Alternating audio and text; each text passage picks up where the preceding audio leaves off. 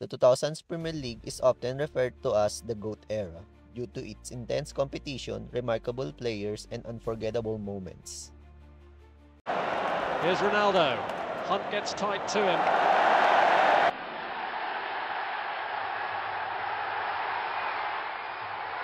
But Marcus Babbel, Sami Hyypiä, all tall men. It is Hyypiä! And Sami Hyypiä scores for Liverpool. A crushing blow. In the 2000s, a few teams stood out and created epic rivalries.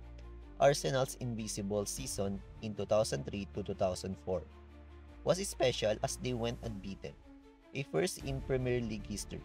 Manchester United, led by Sir Alex Ferguson, won multiple titles including a famous treble in 1999 that influenced the early 2000s.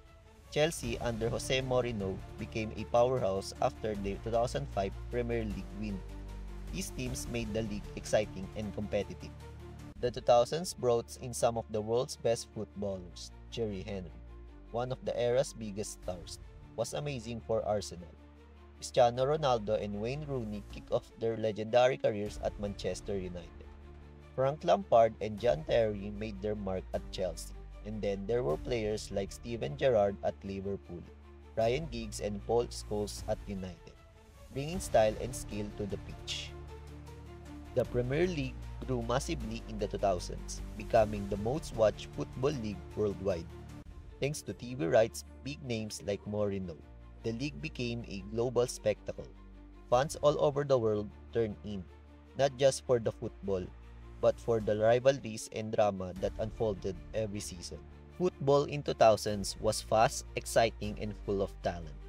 Arsenal's Invisibles combined flair and teamwork, while Chelsea played with a solid, disciplined style under Mourinho.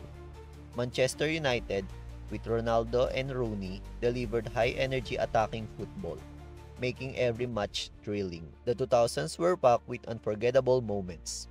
Manchester United had many dramatic last-minute wins. Arsenal's unbeaten season became legendary.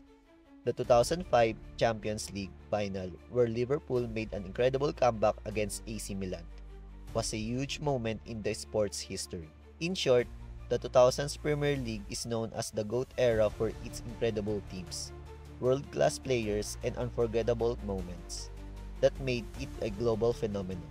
It wasn't just a football league, it was a spectacle that captures the hearts of millions.